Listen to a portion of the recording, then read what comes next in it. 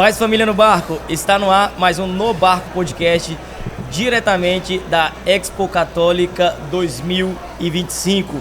Queria agradecer mais uma vez ao Centro Universitário Católico Ítalo-Brasileiro pela parceria, pela oportunidade de estarmos juntos aqui em prol da evangelização. Tá? E também agradecer a Sacro Music. Sacro Music é mais que uma empresa, né? Então eu vejo a Sacro Music como uma iniciativa de missão, porque é isso que percebo no coração dos seus fundadores.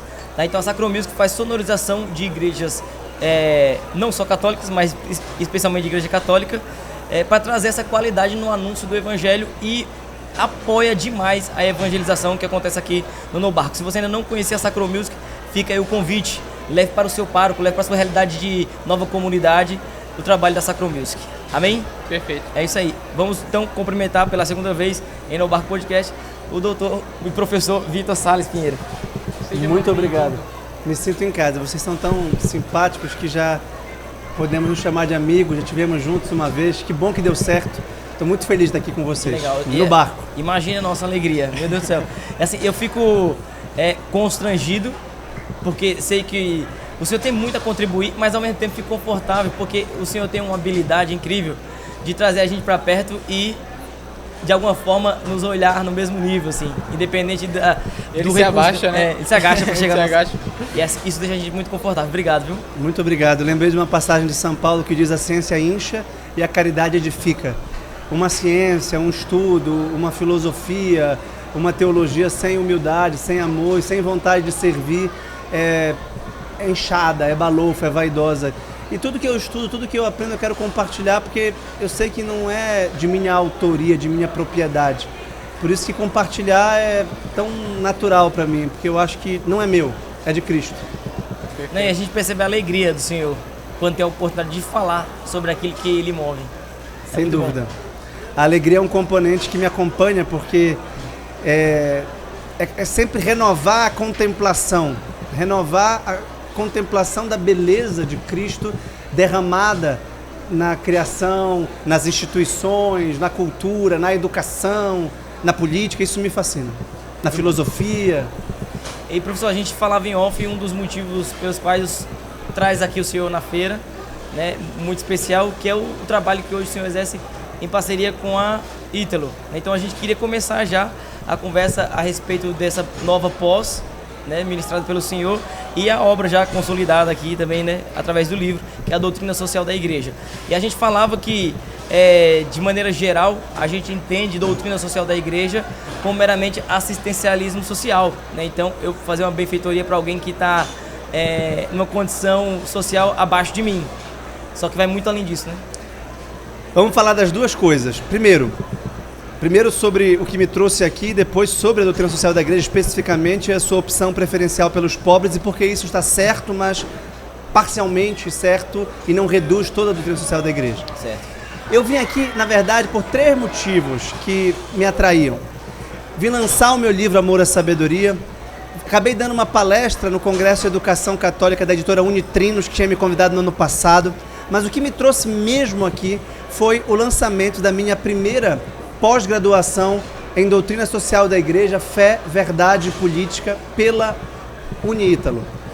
Eu sou acadêmico por um lado e tenho um trabalho digital por outro. E precisava reunir essas duas vertentes do ensino rigoroso, do ensino organizado, como é a doutrina da igreja. A doutrina da igreja é uma maravilha. Ela é organizada, ela é clara, ela é objetiva, ela enfrenta todos os desafios do nosso tempo com a luz do Evangelho.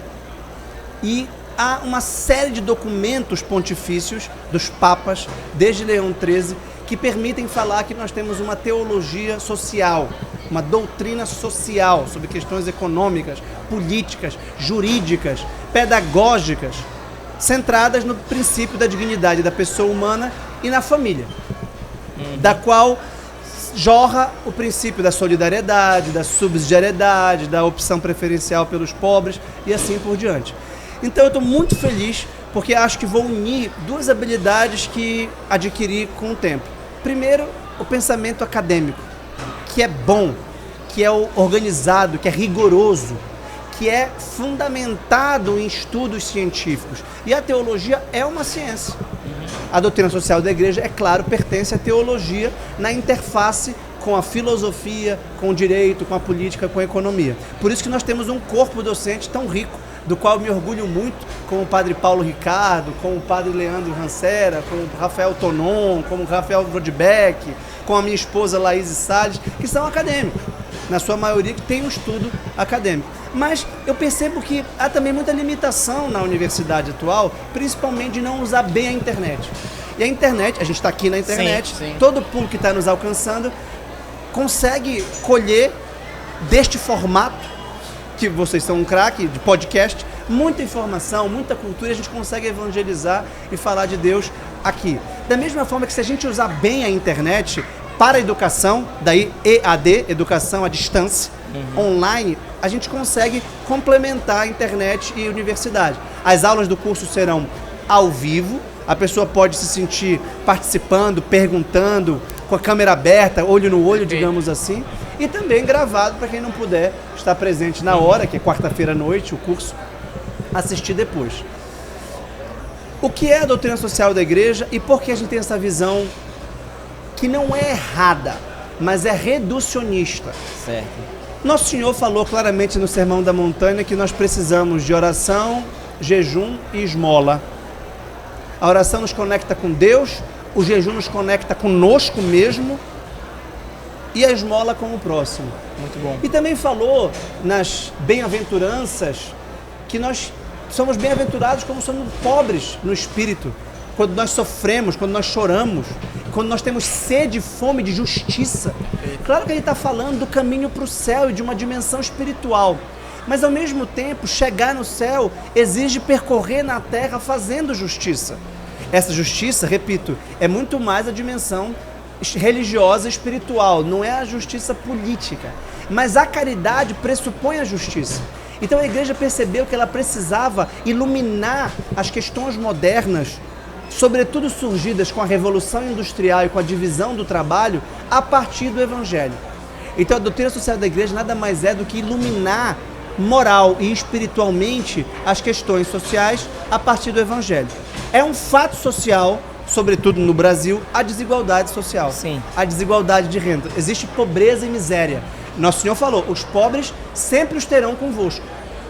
Ou seja, esse é um problema que não vai ser resolvido porque é fruto do pecado original. E o pecado original não vai ser resolvido com uma Constituição justa. A pobreza existe. Tem países que não há pobreza, como o Brasil, mas tem alcoolismo. Então vai ter uma pessoa deitada na rua, não porque é pobre, mas porque é miserável do ponto de vista... pobre espiritual, né? Exato. E aí eu vou ajudá-lo. Então a doutrina social da igreja não é para países de terceiro mundo como o Brasil, ou em desenvolvimento como o Brasil ou a Índia, mas é para todas as sociedades. Não, eu ouvia ontem um documentário a respeito da situação de pobreza na Alemanha, pessoas que têm emprego, mas que moram na rua, por diversos fatores. E é engraçado que o documentário ele leva a gente em uma região de Berlim que é considerada pobre. Só que ele fala assim, engana-se o brasileiro que chega aqui e fala assim, não tem pobreza, porque na nossa perspectiva de vida não tem morro, não tem aquelas comunidades que são miséria características profunda aqui, mas as pessoas que subsistem praticamente, mesmo com um padrão estético, é bom quando comparado com uma favela aqui no Brasil. Isso que você falou é muito importante, porque a igreja não está preocupada primordialmente com a miséria material. A igreja não é um estado assistencial. E veja que eu não estou falando mal da assistência social. Sim, é necessário. O que é errado é o assistencialismo. É dar só para o corpo. Por exemplo, isso eu aprendi com um padre há muito tempo e a minha avó também fazia isso. Quando a gente dá uma esmola sem oração, a gente está fazendo bem. Sim. Vale, digamos assim, conta. É uma boa obra, sem dúvida. Mas a gente pergunta o nome da pessoa e faz uma pequena oração. E fala, Deus abençoe, mas fala do coração. E pergunta o nome. Eu pergunto à pessoa, qual é o seu nome? João, eu vou rezar pelo Senhor. Isso é a miséria. Eu seria mais miserável se eu não lembrasse que ele é um ser humano de corpo e alma. Se eu dei 10 reais para ele comprar um almoço, ou se eu dei uma camisa pro frio dele, eu estou ajudando o corpo. mas eu também tenho que me preocupar com a alma. A igreja está preocupada primordialmente com a alma. Sim. É interessante o senhor falar isso, porque eu escuto relatos de pessoas que fazem um trabalho frequente nas ruas e às vezes fala que o brilho que brota no olhar é quando pergunta o nome e dá um abraço. Porque ele fala assim, muitas pessoas vêm cá entregar comida, mas poucas param para conversar com a gente. Essa é a grande diferença da assistência cristã para o assistencialismo secular. Perfeito. Porque o assistencialismo secular não considera a alma imortal, não considera o espírito. Por isso que a verdadeira ação social católica tem oração, tem missa, tem louvor, o que a pessoa puder. E é por isso que negligencia a dignidade humana. Exatamente. Quer ver um exemplo? Eu conheci um empresário na cidade de Paragominas. Esse nome, Pará, Goiânia e Minas. É uma cidade do sul do Pará. Cujo trabalho do dono era ajudar as pessoas a casarem. Ele é uma empresa grande, organizou um verdadeiro casamento comunitário, falou com o pároco, organizou e disse assim o seguinte, eu vou pagar o casamento. É interessante. Não, eu vou pagar as roupas, não é a festa, eu vou pagar para que vocês casem. Mas para isso ele foi fazer uma espécie de catequese sobre o matrimônio. Que demais, meu Deus do céu. Isso é a doutrina social da igreja. Perfeito. Não é eu estou pagando aqui um abono salarial. Não, eu estou dando para vocês meios materiais para viverem a sexualidade como Deus a deseja, que é no interior do matrimônio. Eu fico muito orgulhoso. Esse é um grande exemplo. Por isso que a gente vai ter empresários, a gente vai ter políticos, a gente vai ter não só padres e catequistas. Porque todo fiel leigo precisa conhecer a doutrina social da igreja, cujo princípio básico, a divindade da pessoa humana é a família. Enquanto você falava lá de Berlim, o problema lá é outro. Não é a pobreza material. Existe, sobretudo pelos imigrantes e por um problema mais recente. Mas eles acabaram com a pobreza extrema há muito tempo. Eles são países primeiro mundo nesse sentido. São países super desenvolvidos, né? O Estado supre, o Estado dá alimento, dá moradia, mas o Estado não pode dar o que só a igreja pode dar, que é Cristo. E a miséria lá é a miséria moral e social, do individualismo, do abandono. Essas pessoas estão embriagadas na rua porque não tem família. Sim. Não é menos preocupante, né, professor? Não é menos preocupante. Até mesmo porque muitas vezes... É uma vezes... tragédia. Muitas vezes dar um alimento é dispersar a pessoa. Eu te dou um alimento, não me enche mais o saco. Né? Agora, quando a gente olha para a doutrina social da igreja, existe um compromisso com ela, com a alma dela, com a dignidade dela e com a vocação primária dela. Eu quero que essa pessoa chegue de fato à santidade e descubra as suas potências. E aí vem o trabalho. Sim. Olha, a gente falando rapidamente, falou da dignidade da pessoa humana, que é reconhecer em cada pessoa uma criatura feita por Deus e amada por Deus e um irmão, independente, se for batizado ainda mais irmão, porque é um irmão em Cristo, mas se for não, independente de ser batizado, é um irmão porque é criatura de Deus, feita a sua imagem e semelhança como nós, e ter a solidariedade com ele. Esse é o princípio da solidariedade, muito ligado à fraternidade, à generosidade, à caridade, à piedade, à compaixão. A família é o segundo princípio fundamental, porque ela é o lugar em que nós nascemos. E uma pessoa que não tem para onde voltar, uma pessoa que não tem com quem compartilhar, uma pessoa que não casa, uma pessoa que vive e aí, cujos filhos nascem por acaso, nascem de relações fortuitas. Essa é uma miséria moral muito grande. E aí a igreja tem que atuar ajudando a moralizar a sociedade pela instituição da família. Mas o que me ocorreu ainda há pouco, enquanto tu falavas, é a instituição do trabalho. O trabalho dignifica o homem e Deus nos criou para trabalhar. São José Maria Escrivá, fundador do Opus Dei, lembrou com toda força essa verdade eterna que está no Gênesis. A gente pensa que o trabalho é uma condenação pelo pecado original. Não, o pecado nos tornou custoso o trabalho, cansativo, repetitivo, difícil o trabalho. Mas o trabalho é a vocação originária do homem. E que triste um homem desempregado. Sim. Que triste uma pessoa que não consegue desenvolver as suas faculdades para os outros, com os outros. Que não consegue servir com o trabalho porque não teve meios de trabalhar. É uma tragédia. Meu Deus do É céu. interessante o senhor falar porque o maior santo, assim, um dos maiores São santos, José? São José, é representado como carpinteiro. Ou seja, Jesus também é apresentado no Evangelho, que ele teve uma profissão, então isso assim é grandioso. Ele fala, trabalho porque vejo o meu pai fazer, É. né? Ele repete o que o pai faz. Jesus Cristo, aos 12 anos, foi perdido e reencontrado no templo com um trabalho intelectual. Perfeito.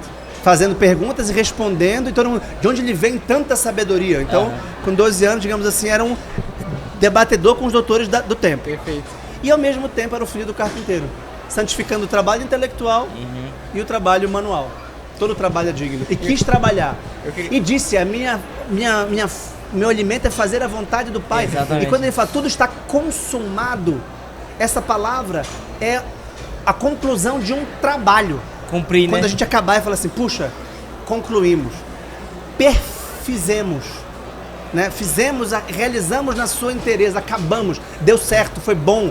Na criação do Gênesis a gente consegue perceber isso, né? E viu que era bom. E viu que era bom. E Deus trabalhou para criar o mundo com a palavra. Sim. E o descanso no último dia dá essa configuração. Eu vejo que é interessante também, porque até no meio do percurso dele, a frase que me toca muito é: o filho do homem não tem onde reclinar a cabeça. Isso é maravilhoso. Justamente porque o Cristo não para. Na missão e no trabalho dele, ele não para enquanto ele não consumar o que ele foi destinado a fazer. Muito bom. Exatamente. Eu escutei de um grande homem de Deus, ele falando a respeito dos níveis de conhecimento, né? Então ele falava assim, existem 3 tipos de níveis de conhecimento, né? Ele falava o conhecimento que ele é mais químico, ele é biológico, que ele fala que é a necessidade. Aí tem um outro nível de conhecimento que é a contemplação de um interesse. E o último que era o entendimento. Aí ele vai dando os exemplos e ele fala assim, né? Então esse primeiro nível de conhecimento, ele pode ser visto até numa formiga, que você derrama um doce e ela chega até ele através da necessidade satisfeita, né? E tem o segundo nível, que é o nível do interesse, que ele é meio que uma expectativa. E ele falava assim, esse é o nível de Lúcifer. Porque Lúcifer, ele não quis necessariamente ser Deus, ele quis tirar proveito de um certo que ele fazia. E aí ele avança numa expectativa sem ter a consciência de quem ele já era em Deus. Inclusive ele fala assim, essa foi a tentação no Éden. Né? Porque a tentação não foi assim, adore a mim, foi faça da sua forma que você será aquele que você já foi criado para ser. Deus falou que a gente seria no início e não no fim. Então qual foi a estratégia de Satanás? Colocar Deus como expectativa, alguém que já estava no início, como algo que eu alcançaria se fizesse alguma coisa por minha conta. Aí ele fala assim, o ideal é o entendimento, eu sei quem sou, por isso eu faço. Então quando ele olha para o assistencialismo, você vê um pobre, sei lá, alguém que mora na rua, uma prostituta, e qual a sua iniciativa? É porque é importante ou porque é necessário que você faz? Ou porque a gente é assim? O que te move a evangelizar uma mulher que está na prostituição ou um cara que está na rua? Pobre é o meu cristianismo, né? Entendeu? É o pobre ou o meu cristianismo? Não é porque é importante ou porque é necessário. Eu sou assim, eu entendi, não tem outra coisa que eu possa fazer, a não ser amar e chamar ele para a realidade. Porque assim, eu não evangelizo a prostituta para que ela deixe de ser prostituta e passe a ser minha irmã. Eu entendo que ela é minha irmã e, estando prostituta, recobre a consciência de quem ela é. Exatamente. E aí a gente vê o fluir da doutrina social da igreja. E esse princípio moral da fraternidade, que é ver nela uma irmã, desse princípio decorre uma série de preceitos sociais. Por exemplo, a prostituição deveria ser, se não proibida, gravemente desencorajada pelo Estado. Existem propostas legislativas de regular a profissão da prostituição. Olha só. Tem algum sentido isso? É como regular a profissão do tráfico de drogas. Sim. Que não é uma profissão porque não é algo moralmente legítimo. Tira totalmente a dignidade da pessoa, mano. Claro, a droga e o sexo, a pornografia. Sim. Eu vou contratar aqui um serviço de pornografia. Não, é ilícito, porque é imoral. Então, a doutrina social da igreja relaciona a lei divina, que é revelada por Deus, a lei natural, que é alcançada pela nossa própria consciência, está no Catecismo da Igreja Católica, inclusive, que informa e que inspira a lei positiva, que o Estado promulga para regular a vida social. Mas o Estado não pode promulgar uma lei positiva contrária à lei moral, sob o risco de esculhambar a sociedade. Que é isso, se a gente tem uma sociedade marcada pela prostituição, pela pornografia, pelo consumismo, em que tudo tem um preço, pelo individualismo, pelo materialismo. Por isso Pio XI condenou o comunismo ateu. E ele começa dizendo, porque é um materialismo, porque nega a Deus, porque exclui a Deus.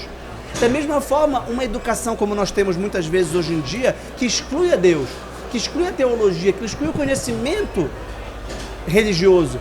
Mesmo em escolas católicas que são legisladas ou governadas pelo MEC, por exemplo. Então, todas essas contradições entre lei positiva civil do Estado e a lei natural, moral e a lei divina inspirada, revelada por Deus, é que fazem o corpo da doutrina social da igreja. Ô, professor, e por que, na sua visão, que principalmente a questão da doutrina social, ela é instrumentalizada para a ideologia entrar? Existe nela alguma vulnerabilidade que dê acesso a isso? Excelente pergunta. A gente tem uma corrente imanentista na teologia. O que significa isso? Uma corrente antropológica, que em vez de falar de Deus e de Cristo, que é homem, e a partir dele falar do resto, falar de nós. O que nós citamos aqui ainda há pouco? Gênesis. Por quê? Porque é o ponto de partida. Foi como Deus nos fez e quem nós fomos planejados e projetados para ser. Se a gente pega o livro do Gênesis, a gente tem o descanso sabático para ordenar o nosso trabalho a Deus. O trabalho oferecido a Deus, não o de Caim, que não agradou a Deus porque era o resto, porque era ruim, mas o de Abel. Por isso que a gente fala os dons de Abel, de Melquisedeque, lembra? Né? E que Cristo é a Eucaristia, é o dom perfeito dado a Deus. E para ser família. Então veja, família e trabalho, essa é a nossa vocação, o conhecimento e a técnica, nomear e dominar. Está no Gênesis. Essa é a forma tradicional da teologia, clássica de Tomás de Aquino, por exemplo, que o Leão XIII, fundador da moderna doutrina social da igreja, declarou como fundamento do pensamento católico na encíclica Aeterni Patris de 1879, 3 anos antes da Rerum Novarum, que é a carta de certidão de nascimento da doutrina social da igreja. Essa corrente imanentista parte do homem e parte da sociedade para chegar a Deus. E acha que o primordial, digamos assim, não é Deus, mas o homem. E acaba substituindo, por exemplo, na forma mais conhecida da teologia da libertação, o pobre por Cristo. E acaba focando na assistência social, na partilha, na questão da pobreza, que é uma questão cristã, mas não é a única, e nem a última, e nem a prioritária. Por isso que a gente começou falando, bem-aventurados os pobres de espírito. Nós teremos um professor na nossa pós-graduação, que é o padre Leandro Rancera, que organizou a obra do Frei Clódovis Boff, irmão do Leonardo Boff. Sim. Já esteve no barco, inclusive. O Frei Clódovis Boff? Não, o padre Leandro Rancera. É. Excelente, que bom. Então, ele deve ter explicado com detalhes, imagino. O problema da teologia da libertação é um problema típico da heresia. O que a heresia faz? Ela pega um pedaço e isola do resto. É como se eu pegasse o braço do Everton. É o braço do Everton, mas não está no Everton. Então, e não é. Eu falo assim, isso aqui não é verdadeiro? É verdade, é o braço dele. Mas não tem a cabeça dele, não tem o coração dele, não tem o outro braço dele. Então, a questão do pobre e da pobreza e da economia e da política é sim uma questão cristã. Por isso que a direita não entende a DSI, a doutrina social da igreja, e a esquerda tampouco. Porque a direita, os conservadores em geral, falam da liberdade econômica, falam da liberdade de mercado, falam da família. Mas peraí, tá certo? Tudo certo. Sim. Liberdade, propriedade, família é constitutivo da doutrina social da igreja, mas também a preocupação com o trabalho digno. Portanto, a igreja não desce em detalhes, ela fica nos princípios. Mas todas as políticas, digamos assim, assistenciais, não assistencialistas, são características da doutrina social da igreja. O Papa João Paulo II é maravilhoso nisso e é o grande mentor da atual doutrina social da igreja. Escreveu várias encíclicas, inclusive a 100º ano, 100 anos depois da Rerum Novarum, né? O Papa Pio XI tinha escrito a 40º ano, depois a 100º ano. Ele fala claramente, se você pegar o Papa Bento XVI, que muitos consideram, digamos assim, de direita, conservador, não, você pega lá, Deus Caritas Est. A segunda parte é toda voltada à caridade social, a caridade política, a caridade econômica, que é a caridade institucional, que deve ser uma preocupação também do cristão. Então, a teologia da libertação, mas não só, as teologias liberais em geral, antropocêntricas, acabam deixando Deus como que em segundo plano e falando mais de política e economia. Sim. Invertendo, você fala de Deus e da Bíblia e do magistério, você chega em questões políticas e econômicas. Você não parte das questões políticas e econômicas, porque senão o ponto de partida está viciado por um certo materialismo, por uma certa preocupação com a matéria. E aí acaba negando os milagres, acaba negando a liturgia, acaba negando a igreja como instituição espiritual e pensa que a igreja vira uma ONG com compromisso social e engajamento político. Então, a gente identifica um problema quando não se olha a coisa de forma integral. Parte do meio, não pega o princípio, né? Pega um braço, não pega o todo. Então, a gente que está na igreja e busca, né, ter um pensamento mais conservador, olha para quem é politicamente de esquerda e identifica como um grande problema, porque esteticamente é mais feio, é mais esculachado, né? As pessoas se vestem de forma diferente e são mais Deixa bizarras. mais evidente, né? Aí pensa assim, não, o santo tá do lado direito da coisa, do lado político direito da coisa. E também não vê que ali também partiu do meio. Não tem o todo, não tem integral. Quando a gente usa as categorias políticas, por isso que o nome da nossa pós é provocador. Fé, verdade e política. Perfeito. Nessa ordem. A fé nos dá acesso à verdade revelada da Bíblia e do magistério católico. E com isso nós vamos enfrentar os desafios políticos que são, na sua maior parte, opináveis, dentro de uma dimensão moral. E quando a gente usa as categorias políticas, como direita e esquerda, categorias econômicas, como liberalismo e socialismo ou comunismo, aplicadas à teologia ou à doutrina social da igreja, a gente acaba ficando com um olhar míope. Muitas coisas procedem. Já me perguntaram isso. A doutrina social da igreja é de direita ou de esquerda? Boa. E essa resposta, essa pergunta é errada. Porque ela é os dois. Eu vou dizer, se eu disser assim, a igreja defende por exemplo, é um princípio da doutrina social da igreja a opção preferencial pelos pobres. A igreja está preocupada com a miséria material e com o atenuamento das condições sociais para uma melhor distribuição de renda e justiça social. Que discurso é esse? Politicamente é de esquerda. Tudo isso que eu falei está no Papa João Paulo II. É verdade, e é verdade. E é evangélico. Sim. Segundo lugar, a igreja está preocupada com a família, com o casamento, a união conjugal entre homem e mulher, a abertura à vida, a educação dos questão filhos, moral. E com a formação moral e espiritual de colégios católicos numa sociedade que tem que ter liberdade para educar. Que pauta é essa? Direito. É a melhor explicação possível que eu já vi. E tudo isso está no catecismo da Igreja Católica. Quer ver outra? A igreja está preocupada com o meio ambiente. O Papa Francisco, com a sua encíclica Laudato Si, desculpa, não Fratelli Tutti, Laudato Si, fala o que é a ecologia cristã.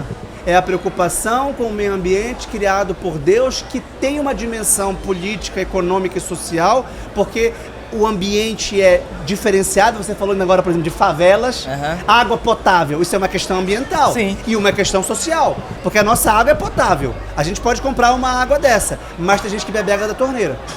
Perfeito. Na Europa, a água da torneira é potável, por exemplo. E isso é uma questão que passa por uma preocupação de política ambiental, de purificar a água. Sim. A economia pode purificar a água, mas ao mesmo tempo a água, que é literalmente vital, precisa ser acessível a todos, mesmo os que não puderem pagar. Então veja só, o problema ambiental, o problema econômico, o problema político é necessário para que a dignidade da pessoa humana seja respeitada, para que todo mundo possa beber água potável. Não é justo que eu fale assim, é o seguinte, eu pago essa água aqui, eu tenho dinheiro para comprar, e aquele cara ali não tem dinheiro para comprar água, então paciência, o sistema econômico vai excluí-lo, ele vai morrer de fome ou de sede. Não, eu tenho que estar preocupado com ele. Eu tenho que pensar num sistema econômico e político em que mesmo se ele for fracassado do ponto de vista econômico, ele possa tomar água potável. Então, é muito mais difícil entender o problema. Por conta da dignidade. E do direito fundamental. Ao mesmo tempo que ele tem direito à saúde, ele tem o direito de não ser abortado no ventre materno. Que demais. Que pauta é essa? Isso é pauta que normalmente se considera de direita. Mas não é de direita ou de esquerda. Aí que tá. Os princípios na doutrina social da igreja são claríssimos. E eu acho uma maravilha, como professor de filosofia, de ensinar, porque é didático, é claro. Deus criou o mundo. O Deus Filho se fez homem, habitou entre nós e deu uma dignidade profunda à nossa natureza, na ordem da graça, não só na ordem da natureza. Todo cristão tem um compromisso com o próximo pela fraternidade e tem um compromisso apostólico com o próximo. Logo a gente tem dignidade da pessoa humana, solidariedade, subsidiariedade, que é não atentar contra a liberdade das esferas menores, como a família. A família não pode ser ensinada como deve educar os filhos. Pelo Estado. A família tem que poder educar os seus filhos com liberdade. Eu acabo de vir de um congresso de educação católica, cujo fundamento é as famílias. Perfeito. Tudo isso é doutrina social da igreja. Por que tudo nesse âmbito que se coloca a respeito da doutrina social, hoje as pessoas já ligam à teologia da libertação? Será que foi um vício que foi sendo impregnado? E às vezes até aquele que tem bom coração, ao escutar, já falou, tá ligado à teologia da libertação. Mas o senhor já comprovou em um pequeno tempo que não, são coisas compatíveis com todos os cristãos. E eu acho que a imagem do padre Paulo Ricardo, que é um ardoroso crítico da teologia da libertação, já gravou cursos mostrando a incompatibilidade da teologia da libertação com a doutrina católica, assim como o padre Leandro Rancera, que também será o nosso professor, que organizou a obra do Frei Cláudio Virboff, demonstram que a teologia da libertação é uma teologia social, é uma teologia política, é uma teologia da praxis de matriz marxista, de igualdade social, de justiça social, e claro, cita o Evangelho e muitos documentos da igreja, como o Papa Francisco, por exemplo, mas corta o outro. Negligencia a dimensão moral e litúrgica, por exemplo. Eu não posso tirar a dimensão moral e litúrgica. Por exemplo, eu vi uma declaração do Frei Beto sobre o primeiro discurso do Santo Padre Papa Leão XIV. Certo. Acho que vocês viram isso. Ele dizia assim, não gostei, porque foi um discurso de piedade, de espiritualidade, voltado à oração e não à ação. Peraí, meu amigo. Cadê o problema disso? Peraí, a ação cristã sempre é precedida e informada pela oração. Se o Papa Leão XIV disse, olha, muito obrigado pela eleição, vamos fazer justiça social, pareceria um deputado ou um prefeito. Sim. Porque o prefeito não vem falar assim, não, vamos fazer oração, vamos encontrar Cristo. Não, ninguém espera disso do prefeito. Mas todo mundo espera do Papa um convite à oração que Cristo fazia antes da ação. Então vejam como a teologia da libertação inverte. Ele quer rezar quando? Quando distribui os pães? Depois ele reza? Não, ele tem que rezar antes, depois distribui os pães. Então, a teologia da libertação acabou monopolizando o discurso social da igreja. E isso não é bom. E veja, eu não estou reivindicando que a direita ou os conservadores, porque eu não me posiciono assim, quando eu estou falando de teologia. Eu me posiciono como católico. Sim. Se alguém me pergunta assim, você é de direita? Eu sou católico. Ah, não, então você é de esquerda? Eu sou católico. E aqui provo que ser católico é, em primeiro lugar, buscar Nosso Senhor Jesus Cristo na sua esposa, Santa Igreja. É amar o Papa, é amar a Eucaristia e amar Nossa Senhora. Isso é ser católico. Pronto. Tá? A sua vocação, minha vocação é de professor de filosofia moral e política. E como católico eu preciso ensinar também a doutrina social da igreja. Essa é a minha vocação. Isso quer dizer que eu sou menos católico porque eu não faço assistência social? Ou porque eu não sou como os franciscanos que dão pão aos pobres? Não, eu sou tão católico quanto, meu carisma é outro. Nós somos um corpo. Cada parte do corpo tem a sua função. Eu vou à missa todos os dias numa paróquia franciscana. Olha. De São Francisco dos Capuchinhos, lá em Belém, do Pará, de onde eu sou. Sim. É muito bonito quando tem lá uma fila de pessoas entregando pão para os pobres. Eu falo, caramba, eu estou entregando pão. Eu não vou ficar amanhã entregando pão, mas eu, a igreja, o Cristo. A minha mão, a parte do corpo, né? Exatamente. Paulo, porque me persegues. A igreja é una em Cristo. E quando eu tenho que ensinar. Essa é a minha função. Outro tem que profetizar, outro tem que orar em línguas, outro tem que... Lembra, aos Coríntios? E depois ele fala, mas tudo isso, isso é capítulo 10, 11, 12, tudo isso depende do amor. Ainda que eu falasse a língua dos anjos, dos homens, ainda que eu entregasse o meu corpo, ainda que eu alimentasse os pobres, tá lá. Sem amor nada seria. Acho que o senhor bem colocou na frase do Evangelho, que eu queria repetir, pobres sempre tereis entre vós. E também o senhor citou aí a entrega do pão, a partilha milagrosa, né? Que Jesus faz, e isso aí deixa muito claro que tudo que o senhor colocou. Primeiro ele faz a obra de entregar aquele pão que não é material. Depois ele entrega o pão material, que vê a necessidade do povo. Sim. Depois o povo volta para pegar somente o pão material e não recebe o pão material. E queriam entronizá-lo como rei. Exato. Mas sim. Capítulo 6 de São João, o famoso discurso da sinagoga de Cafarnaum. Então o próprio Senhor mesmo combate esse pensamento, né? E simplesmente material. Porque a teologia da libertação tem uma interpretação profundamente limitada e errada e herética dessa passagem, quando diz que na verdade Cristo compartilhou o pão. Não, meu amigo, com 5 pães e 2 peixes você não tem compartilha. Não tem a possibilidade. É milagre, é Deus. A realidade prova isso pra nós, né? Tá na sua casa aí com 10 pessoas, pega lá 2 pães, vamos ver quem é saciado. Que dá certo. Só fazer um experimento social. Claro.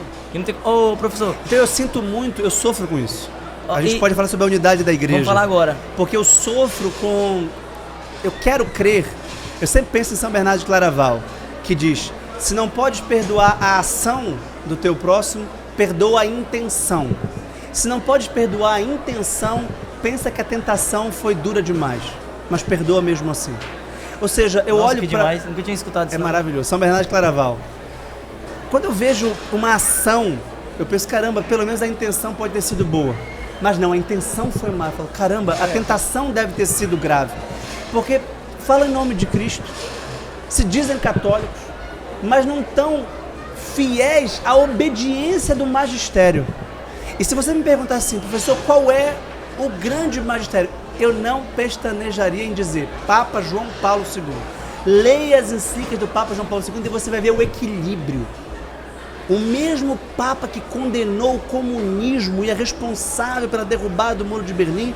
Depois de amanhã eu vou na Brasil Paralelo gravar 2 vídeos sobre o Papa João Paulo II. Foi o Papa que condenou o liberalismo capitalista, que objetifica as pessoas. Esse que defende a prostituição, esse que mata crianças no ventre. Porque os comunistas matavam as pessoas, mas os ocidentais, liberais, abortam-nas. Qual é a diferença? Uns matavam as pessoas de fome porque o sistema econômico era péssimo, o planejamento econômico matava na Sibéria, morreram de fome, invadiram a Ucrânia, roubaram os grãos da Ucrânia em Stalin e eles morreram de fome. Outros deixam morrer de fome por indiferença, que é pecado. Se você vê uma pessoa morrendo de fome aí, é pecado. Se um Estado legitima, o Papa João Paulo II fala de estruturas de pecado. Então quando a gente vê um magistério tão claro como o do Papa João Paulo II, né? Que está na esteira da igreja, que nenhum Papa é o único, nenhum Papa é o último. A gente só pode ler os documentos pontifícios em continuidade, em unidade. E encontrar defeito que legitime uma ofensa que cause divisão? Jamais. Olhando para um pontificado desse? Não se deve, nunca, o católico tem que amar a unidade da igreja. Vamos falar sobre a unidade da igreja? Vamos.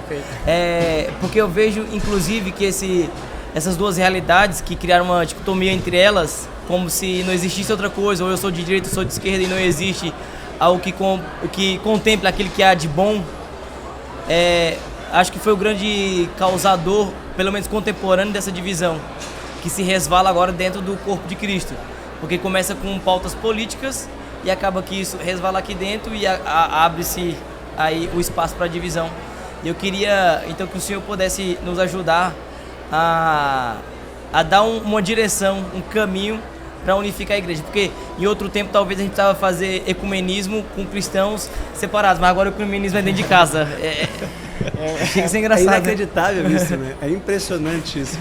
Enquanto tu falavas, eu me lembrei da carta de São Paulo aos Gálatas, em que ele diz: os frutos da carne são briga, rixa, homicídio, adultério, luxúria, raiva, ódio, rivalidade, são vários. E os frutos do Espírito são caridade, paz, amor, paciência, longanimidade, bondade, benignidade, mansidão. É isso que falta muitas vezes nesses ânimos à flor da pele. Claro, a igreja, o Espírito Santo é a alma da igreja. A igreja é a alma da sociedade. Isso quer dizer que tanto a sociedade quanto a igreja precisam do Espírito Santo e dos frutos do Espírito Santo para acalmar a ira, para acalmar as paixões, como as paixões políticas. Se a gente estuda a história da igreja, por exemplo, Santo Atanásio, na época da heresia que quase destrói a igreja, né? Ário e o arianismo no século IV, que foi respondido com o Concílio de Nicéia, por exemplo, a gente vê que as pessoas começaram a lutar e partidarizar arianos e católicos. E os arianos diziam que eram verdadeiros católicos. E os santos querem a unidade, querem buscar a unidade na verdade. Mas São Pedro diz na primeira carta que nós devemos estar prontos a dar as razões da nossa esperança. Como? Com mansidão e respeito, para que não confundamos os próximos. E o que falta hoje é, ética de debate. Qual é a ética de debate? Compromisso com a verdade, sem ataque pessoal, e com um desejo de corrigir e ensinar, e não causar confusão. E a internet, como todo mundo sabe, palco, né? É um palco babélico. E o que a igreja fez para superar Babel? Pentecostes. Línguas de fogo, línguas que comunicam, iluminam e aquecem. Se comunicar até com línguas estrangeiras. E eu não quero, como a gente acabou de falar, de uma interpretação imanentista. Não é que eles fossem poliglotas. Não, eles falaram línguas estrangeiras mesmo. Sim. Mas para nós, eu não tenho dom de línguas. Eu não falo línguas estrangeiras, por exemplo. E que tem a glossolalia, que é falar em línguas, e tem que falar em línguas estrangeiras, né? Eu não terei uma das duas. Eu estudei as línguas estrangeiras para poder me comunicar. E eu tenho que tentar, eu estou me esforçando, eu acho que dá para perceber, para me comunicar com as pessoas. Sim. Em português. Então a igreja tem que se comunicar, para que haja comunhão, na verdade. O que muita gente faz na internet, muitas vezes, eu repito, eu não posso perdoar a ação, a intenção, senão a tentação. Mas é usar a internet de modo a provocar a confusão doutrinária. E quando a gente contesta a autoridade do Papa e do magistério, isso que eu ia perguntar para o senhor. A gente implode. Então, a segurança para que essa unidade aconteça seja lá o que aconteça, a submissão ao magistério atual da igreja. Claro. Isso aí é inegociável, né? Óbvio, porque jogar o magistério atual contra o magistério anterior é implodir a fé católica. Tanto que eles mesmos não estavam divididos. A gente quer fazer com que eles se dividam, né? Porque do modo que é apresentado para nós, dá a entender que esse Papa não está de acordo com o que está. Não tem nada a ver uma coisa com a outra. Isso é escandaloso, na minha opinião. Quando Monsenhor Lefebvre e toda a tendência tradicionalista impugna o magistério do Concílio Vaticano II, impugna as canonizações e considera que todos estamos em erro desde a década de 60 e que eles estão corretos em conhecer e amar. Eu estudei o Catecismo de São Pio V, eu estudei o Catecismo de São Pio X, são maravilhosos. Perfeito. Eu estudei os concílios anteriores na história da igreja e está tudo correto. Sim. O atual também. E isso é um dado de fé. O que falta, a meu ver, por isso que quando a gente entra nesse debate é muito delicado, é uma fé que não é cega, sim, obviamente, mas é uma fé, e você falou a palavra certa, incondicional e uma obediência ao magistério da igreja. As portas do inferno não prevalecerão. O que eu acho da eleição do Papa Leão XIV?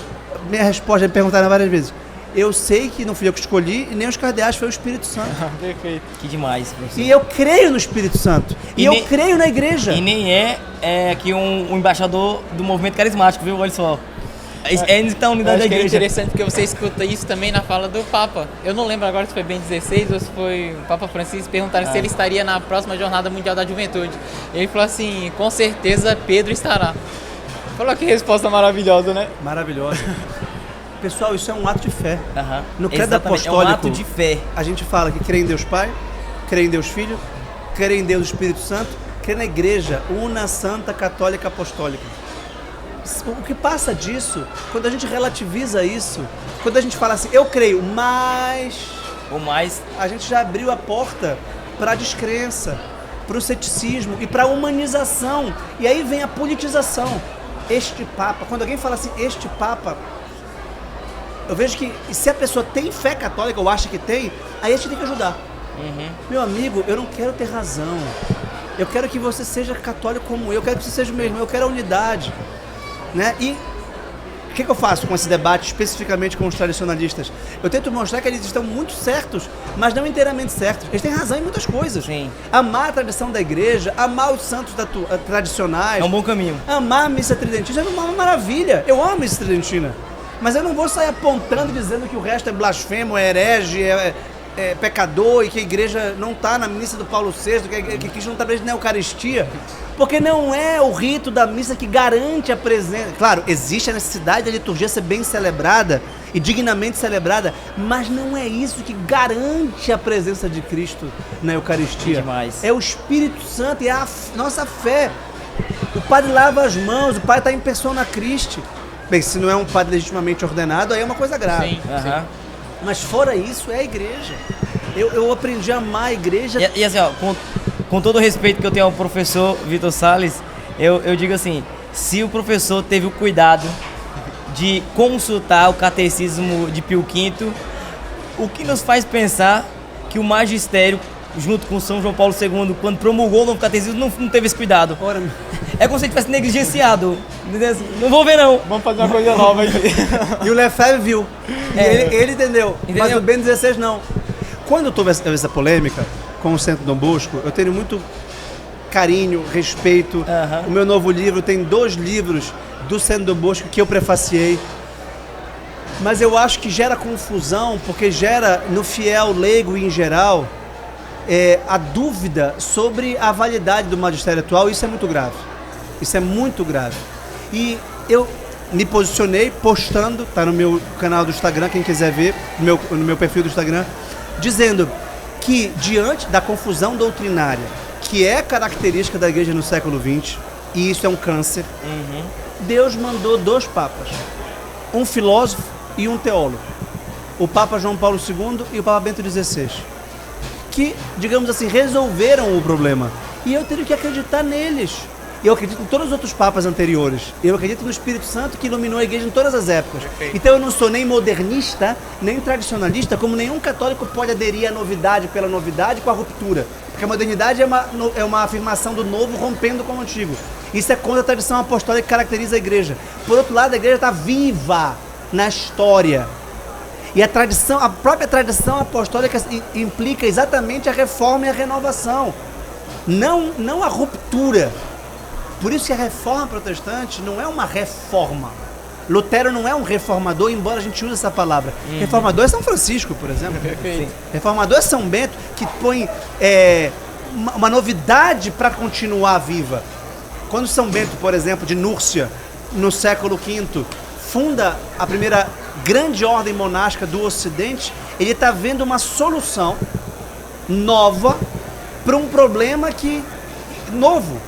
Que é como é que a gente vai viver seguro, materialmente seguro, e vai perpetuar numa sociedade de bárbaros, numa sociedade violenta, agressiva, sem cidade.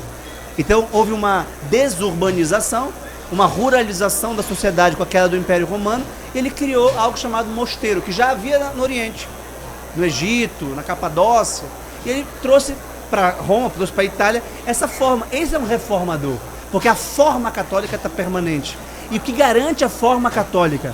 A tradição apostólica, a Sagrada Escritura e o magistério atual. Não é o magistério do século XIX, porque já passou. Não passou do ponto de vista teológico, espiritual, mas passou do ponto de vista... Cumpre seu papel na história, no tempo que ele é... Né? Da linguagem histórica da época, dos problemas que eram enfrentados na época. Por isso é uma questão de fé. Eu vejo a confusão mental que se cria, né? De achar que existe uma sede vacante. O que tornaria uma eleição papal válida. Na cabeça desse povo, eu acredito que seria uma escolha humana. Uma escolha simplesmente humana, com aqueles critérios que eu julgo correto, a gente escolhe aí sim. Agora ele é legítimo, mas simplesmente humana. Excluindo totalmente o Espírito Santo. O que eu fico mais triste é que, como todo esse movimento é baseado em teologia, e muitos estudam, e publicam, e leem, e é muito bom, eu defendo sempre o estudo, mas acaba usando o estudo e a teologia contra o magistério. Então, um livro de uma editora católica contra o catecismo da Igreja Católica não parece ser um livro católico. É completamente diferente de dizer assim: vamos buscar aperfeiçoar a linguagem e torná-la mais consonante e condizente com o que a Igreja sempre ensinou. Isso é uma coisa. Vamos, de algum modo, defender o Papa de possíveis interpretações heréticas que surgiram e vicejaram pós-Concílio Vaticano II, o suposto espírito do Concílio Vaticano II. Por exemplo, isso eu me pergunto com sinceridade: será que leram mesmo os documentos do Concílio Vaticano II? Vou dar um exemplo. Eu tenho uma palestra no YouTube que eu dei recentemente em Coimbra. O tema da liberdade religiosa. O tema da liberdade religiosa não é o que o magistério anterior condenou como liberdade religiosa. A liberdade religiosa significa ter o direito de criar a verdade, de decidir o que é a verdade, de dizer que a minha consciência é soberana e que eu não posso errar em matéria religiosa porque eu sou livre em matéria religiosa. Mas não é isso que a igreja defende. A igreja defende que não deve haver coação em matéria religiosa, que eu não posso colocar um revólver e falar assim: acredite e confesse que Deus é Pai, Filho e Espírito Santo. Isso eu não posso fazer. Sim. Se ajoelhe agora, senão você vai levar uma chicotada. Isso é a ausência de coação em matéria religiosa, que é a verdade de Cristo, que não fez isso com ninguém. E logo em seguida, a Declaração Dignitatis Humana do Concílio Vaticano II, que fala de liberdade religiosa, fala: a verdade é a verdade católica de que Cristo é Deus e que a igreja é sua esposa. E que ela tem a autoridade dada pelo Senhor de promulgar a verdade sem coagir ninguém. Tá entendendo? Isso é evangelho. Tem alguma coisa de errado nisso? Não. Meu Deus do céu! Leia o documento em 3 páginas. Aí fala: não, o Concílio Vaticano II defende a liberdade religiosa como se fosse relativo, como se fosse... Outro exemplo polêmico, o ecumenismo. O ecumenismo católico não significa dizer que todas as denominações cristãs são, ao contrário, é reuni-las no manto de Maria, no manto da igreja. A igreja é a mãe. Eles estão unidos a nós, sim, pela Escritura, mas numa versão enviesada. Como é que Jesus Cristo tratou a samaritana? Aquilo ali era ecumenismo judaico. Sim. Ele chegou e falou assim: sua filha da mãe, você vai para o inferno. Não, nosso pai Jacó rezou. Eu quero saber se tem que ir lá para... Olha, haverá um tempo que os verdadeiros adoradores adorarão espírito e verdade. Atraiu.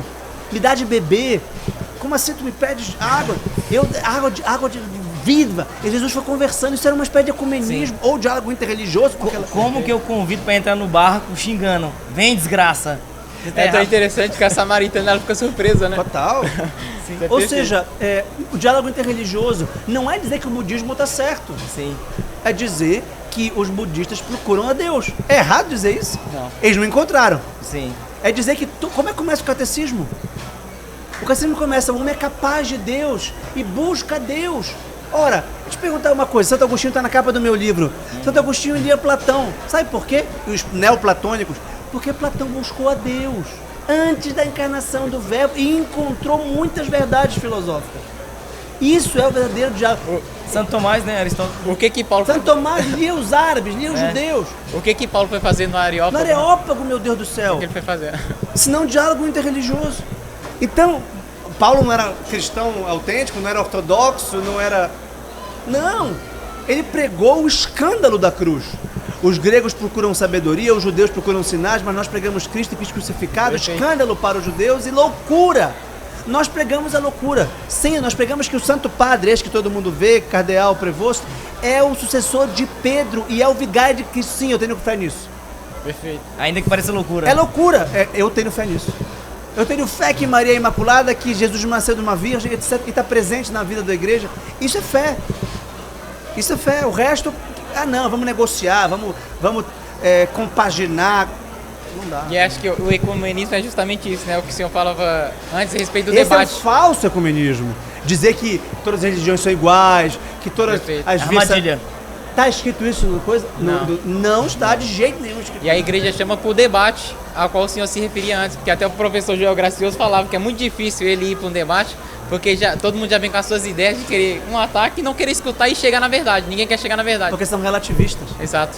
E a igreja não é relativista. Por isso que um debate com um católico se torna, de certa forma, difícil com um relativista. Porque o relativista parte do pressuposto de que não há verdade. Não há honestidade ali, né? Isso muitas vezes falta de honestidade intelectual. Então você pergunta: é verdade que não há verdade? Sempre há uma verdade. Sim. E nós acreditamos que a verdade é Cristo. E que ela é acessível pela fé, na revelação, e pela razão, na lei natural.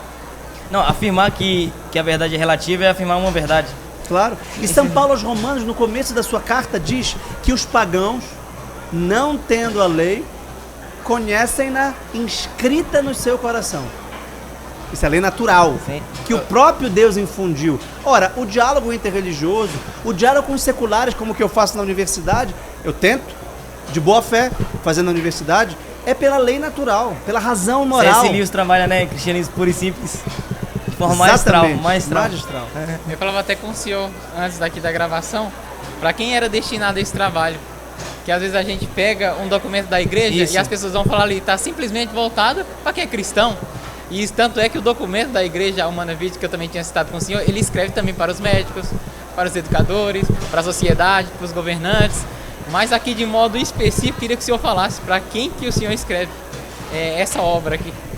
Eu lembrei de um comentário do Vargas Llosa, prêmio Nobel de Literatura, que disse que a encíclica do Papa Bento XVI, Deus Caritas Est, foi um dos melhores livros que ele leu ultimamente e dos melhores textos, que ele não era cristão, não era católico assim. Mas se você lê um documento de boa fé, aberto, como o do Papa Bento XVI, você vê a inteligência humana e você vê a verdade porejando. Por quê? Eu duvido se ele não ama. E eu duvido, não amava, já faleceu, se ele não considera que o amor é uma força que o atravessa e o transcende. E que ele não é capaz de dar vida pelos seus filhos, ainda que ele esteja embotado do ponto de vista moral. Logo, Deus está presente no amor e todo mundo que ama. Então, as encíclicas papais têm um valor humano, moral, tem um valor social extraordinário. Ah, se todos lessem as encíclicas papais. Porque eu penso assim, se eu não sou cristão e leio um documento que nós sabemos que contém a verdade, eu vou me apaixonar por ele se eu estiver buscando com honestidade. Né? Porque eu vou encontrar a verdade ali, a verdade ela é capaz de encantar qualquer pessoa. Claro! Nesse meu livro, Amor à Sabedoria, eu vou responder em relação aos 2 livros. Certo. O meu livro, Amor à Sabedoria, é um conjunto de ensaios para o público leigo geral que quer se introduzir no modo católico de pensar e quer cultivar a inteligência católica em 3 áreas. Filosofia, teologia e literatura. Então aqui eu trato de teólogos, como Santo Tomás de Aquino, Santo Agostinho, de escritores como Dante ou Dostoiévski, ou Homero, perfeito, ou Manzoni, da literatura, e autores da filosofia, como o próprio Santo Tomás e Santo Agostinho também eram filósofos, mas outros, como Viktor Frankl, por exemplo, e que era também da psicologia e da logoterapia. Perfeito. Aqui são ensaios didáticos e claros de introdução à inteligência católica. O nome é Amor à Sabedoria por 2 motivos. Amor à Sabedoria é o significado etimológico da palavra filosofia, amor à sabedoria, mas também é o amor a Cristo, que é a própria sabedoria de Deus encarnada, e que se manifesta nas obras de literatura, de cultura. É um diálogo entre fé e razão. O Papa João Paulo II, com a sua encíclica Fé e Razão e com a sua exortação ao apostolado da cultura, a nova evangelização, que é a evangelização de países tradicionalmente católicos como o nosso, Brasil, ou como países europeus, que precisam da cultura e desse dom de línguas, desse dom pentecostal e carismático de línguas, não só estrangeiras, como eu dizia, mas de falar e de se comunicar pelo instrumento da cultura. Esse outro livro... Então é acessível para leigo? É acessível para leigos que gostem de ler e tenham interesse e abertura para conhecer a riqueza do pensamento católico. Ele é didático, porque eu cito os livros. Aqui tem 7 prefácios de vários livros sobre Nossa Senhora, sobre a oração, sobre o casamento. Fulton Sheen, outro exemplo magnífico. Dom Fulton Sheen, Venerável Fulton Sheen. Eu prefaciei o livro 3 para Casar, sobre o casamento. Alfredo Sanz, sobre as virtudes, publicado pela editora do CDB. E esse outro livro, respondendo a tua pergunta específica, é um conjunto de ensaios acadêmicos, de artigos acadêmicos, no âmbito da filosofia do direito e da filosofia moral, que atacam um problema interdisciplinar, que é o direito à vida. Quando começa o direito à vida e quando acaba o direito à vida. E aí tem toda uma fundamentação filosófica, não teológica. Porque se fosse uma fundamentação teológica, eu diria, o homem é criado à imagem e semelhança de Deus, logo ele é digno. Quem te disse? Está na Escritura. Quem te disse? Está no documento pontifício. E acabou, digamos assim, a conversa. Se torna mais um ato de fé. Não, eu vou explicar o que é dignidade e valor. Valor é uma coisa que se pode trocar e tem preço. Dignidade é uma coisa incomensurável, que não tem valor. Por quanto você me vende sua filha? Ela não tem preço. Agora, se eu te perguntar, por quanto você me vende esse microfone? Você pode muito bem propor um valor que é o dobro do preço dele para comprar 2. E eu tô com pressa, me vende esse microfone e fala assim, olha, desculpa, eu tô usando. Não, me vende. Bem, pela escassez, pela urgência, eu te vendo pelo dobro, mas aí amanhã eu compro mais 2 e acaba eu tô no lucro. Digamos. Perfeito. Não tem nada de errado nisso. Porque o microfone pode ser substituído, aliás, por 2, tá no lucro. Né? Você, olha, vamos fazer o seguinte, vamos gravar só com um microfone, depois a gente dá um jeito e vamos fazer essa boa ação, porque ele tá com urgência. Legal. Agora a sua filha não. Então a sua filha não tem valor, tem dignidade. Então esse é um exemplo rápido de uma argumentação filosófica do que é a dignidade. E a vida humana e a pessoa humana, como a sua filha, a sua esposa, tem dignidade e não tem preço ou valor. Essa articulação, por exemplo, é de um filósofo chamado Kant, que é o grande filósofo da modernidade. A gente se baseia em São Tomás de Aquino, em geral, não em Kant. Mas ele distingue pessoas de coisa. Perfeito. Coisa tem preço e valor, pessoa tem dignidade. E de onde vem a dignidade humana? Da sua natureza racional, da sua liberdade, da inteligência e vontade, que são as faculdades superiores dos seres humanos que os animais não têm. Por isso que matar um animal não é crime. Não é crime matar um animal. Não alimentar um animal, ninguém vai preso por isso. Agora, uma pessoa humana, ainda que não tenha atualizado as faculdades morais ou intelectuais, tem uma dignidade inalienável. Por isso que eu não posso usar uma pessoa de cobaia humana. Por isso que eu não posso comprar e vender uma pessoa. Por isso que eu não posso prostituir ninguém. Ninguém pode se prostituir. Porque se prostituir é alugar o corpo, é usar o corpo como se fosse uma coisa. Me empreste esse livro, eu vou usá-lo, eu vou lê-lo e depois eu te devolvo. Beleza, pode, não tem problema usar o livro, gastar o livro. Mas eu não posso usar uma pessoa. Eu não posso escravizar uma pessoa. E tem mais, uma vida não perde a dignidade porque a pessoa está doente. Ou porque a pessoa está no ventre materno. Sim. Aí eu queria tocar num ponto mais sensível, então.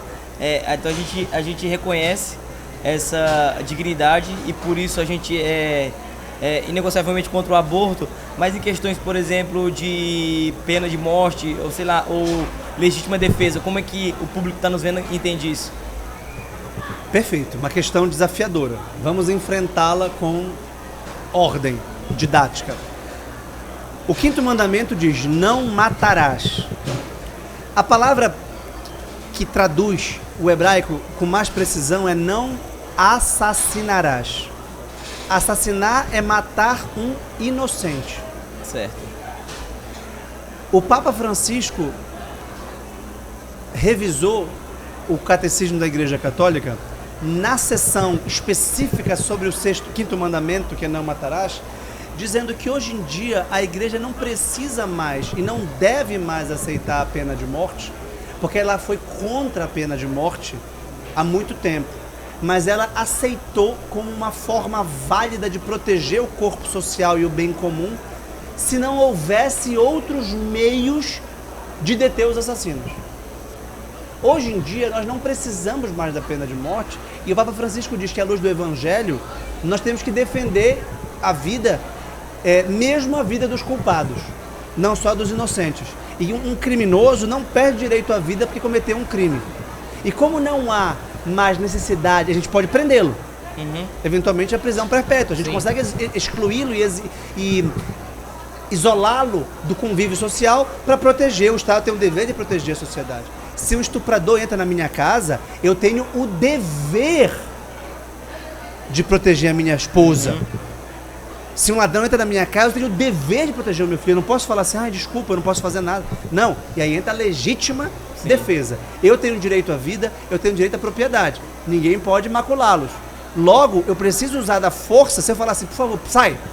Se eu falar, por favor, sai, ele sair, acho ótimo, que bom. Agora, se eu falar, sai, não vou sair, eu vou ter que enfrentá-lo para proteger as minhas filhas. Então, existe a legítima defesa e a pena que o Estado aplica a um criminoso é uma espécie de legítima defesa da sociedade. Sim. Impedindo que ele volte a cometer o crime e mostrando para a sociedade uma punição exemplar que vai acontecer com todos aqueles que vierem a roubar ou a matar. Perfeito. Num caso como esse exemplo que o senhor deu de alguém que invade sua casa para violar sua família, então acho que a questão está no foco da ação. Porque se você falar... A intenção não é matá-lo. Não é matar, é defender a família. Exatamente. Se o único meio que eu tenho para defendê-la é matá-lo, eu posso fazer isso. Digamos assim, se eu fosse um policial treinado, eu poderia dar um tiro no pé. Sim. Por exemplo. Mas aí o cara tá treinado, ele sabe, e o cara tá sem arma. Tem a frieza também, né? Se o cara, vou dar um exemplo assim, se o cara vem com um pau, e eu sou lutador de artes marciais, eu consigo dar um chute na mão para o pau voar e depois um chute na cabeça para ele desmaiar.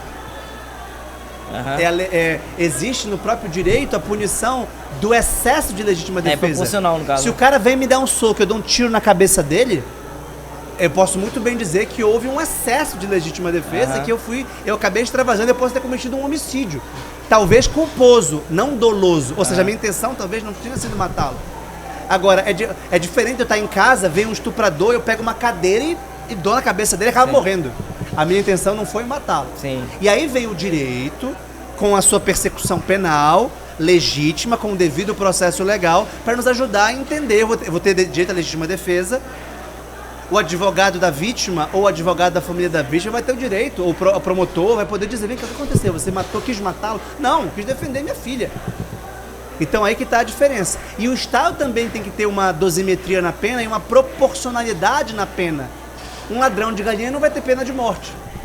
Agora, um serial killer que matou 40 pessoas pode vir a ter a pena de morte declarada. Porque é uma defesa à vida. Exatamente. Para a vida dele é uma defesa à vida de outras pessoas, né? Exatamente.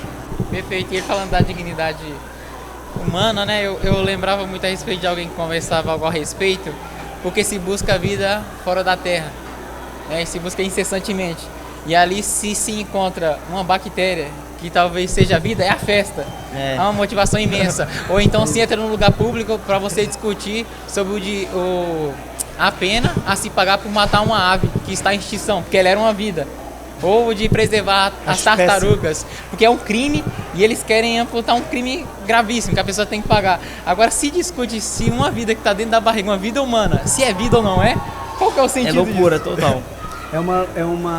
É um entorpecimento, é uma embriaguez da liberdade.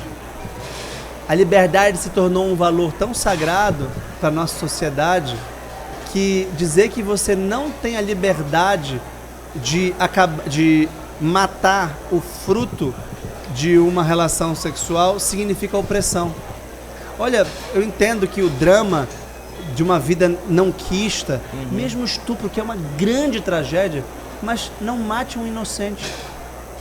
Eu não estou lhe obrigando a criar, eu não estou lhe obrigando a educar, eu não estou lhe obrigando a ser mãe, digamos assim, na prática. Mas você é mãe, existe um filho no seu ventre. Dê a adoção. Por isso que esse apostolado, por exemplo, com mulheres grávidas que pensam em abortar, nobre. É muito nobre. Por quê? Porque não matarás um inocente. Perfeito. Esse tema da pena de morte, o tema, né, por exemplo, do que se chama de aborto terapêutico, que é uma expressão muito infeliz.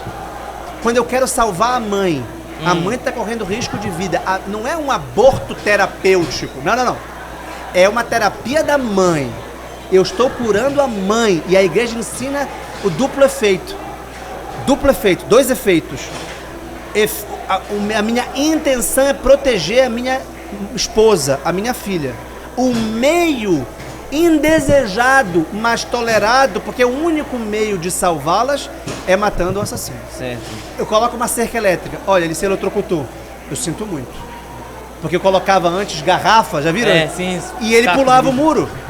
Eu coloquei um muro alto. Mas ele pulava o muro pra me roubar. Então, peraí, eu tenho o direito de proteger a minha propriedade. E eu ponho assim, olha, cuidado com o cão. Cuidado com a cerca elétrica. Uma caveira. O cara pulou, o cachorro matou ele. Eu fiz errado? Não. O cão está protegendo. Ele não deveria ter pulado. O meu objetivo não é matar um inocente, até porque ele não é inocente.